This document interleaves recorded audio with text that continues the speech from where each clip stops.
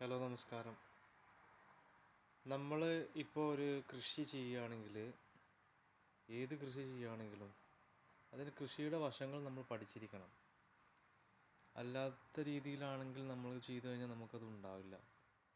ഇപ്പോൾ ഒരു പയറുണ്ടാക്കുകയാണെങ്കിൽ അത് ചെറിയ വിത്ത് ഇട്ട് പാകി അത് മുളപ്പിച്ചെടുത്ത് അത് വലുതാക്കി മേലോട്ട് കൊണ്ടുവരികയാണെങ്കിൽ അതിനൊരു നല്ല ഒരു വളം കൊടുക്കണം. അതുപോലെ തന്നെ നല്ലപോലെ പരിപാലിക്കണം. കീടങ്ങളും അതുപോലെ തന്നെ മറ്റു സംഗതികളൊക്കെ വരികയാണെങ്കിൽ നമ്മളത് എന്ത് ചെയ്യണം, നന്നായിട്ട് പരിചരിക്കണം. എങ്ങനെയായാലും 2 മാസത്തിനുള്ളിൽ നമ്മൾക്കതിൻ്റെ ഫലം കണ്ട് കഴിയും. അത് കിട്ടും, നമുക്കതിന് വരുമാനമാവും. തികച്ചും നമ്മൾ എന്ത് ചെയ്യണം, നല്ലതായിട്ട് പ്രവർത്തിച്ചു കഴിഞ്ഞാൽ നന്നായിട്ട് നമുക്ക് കാശുണ്ടാക്കാൻ പറ്റുന്ന മേഖലയാണ് പയർ കൃഷി. ഞാൻ ചെയ്തിരുന്നതാണ്.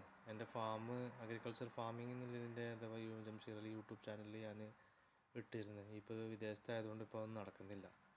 എന്തായാലും ഞാൻ കൃഷി മേഖലയിലേക്ക് നല്ല രീതിയിൽ ഒന്നും കൂടി ഇറങ്ങി വരണം. കാരണം നമ്മുടെ പൊതുവേ നാട്ടിൽ കൃഷി എന്ന് പറയുന്ന സംഗതി മേഖലയിൽ നമ്മൾ ഔട്ടാണ്.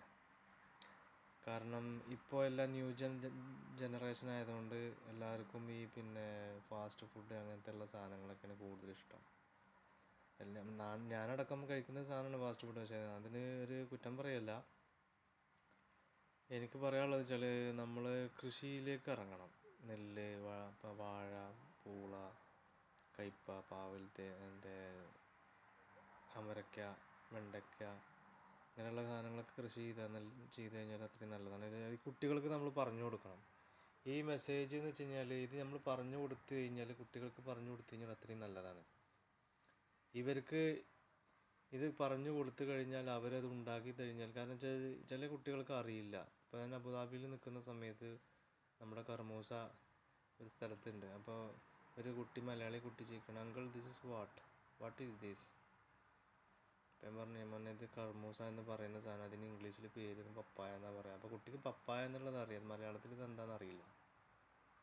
അപ്പോൾ ന്യൂ ജനറേഷനിൽ പെട്ട ആൾക്കാർക്ക് നമ്മൾ കൃഷിയുടെ കാര്യങ്ങൾ പറഞ്ഞു കൊടുക്കണം. പാടങ്ങൾ നിലനിർത്തണം, വയലുകൾ നിലനിർത്തി, അതുപോലെ തന്നെ പുഴകളും തോടുകളും അരുവികളും നിലനിർത്തി നല്ലതായിട്ട് കൊണ്ടുപോവുകയാണെങ്കിൽ നമുക്ക് നല്ല ഒരിത് കിട്ടും.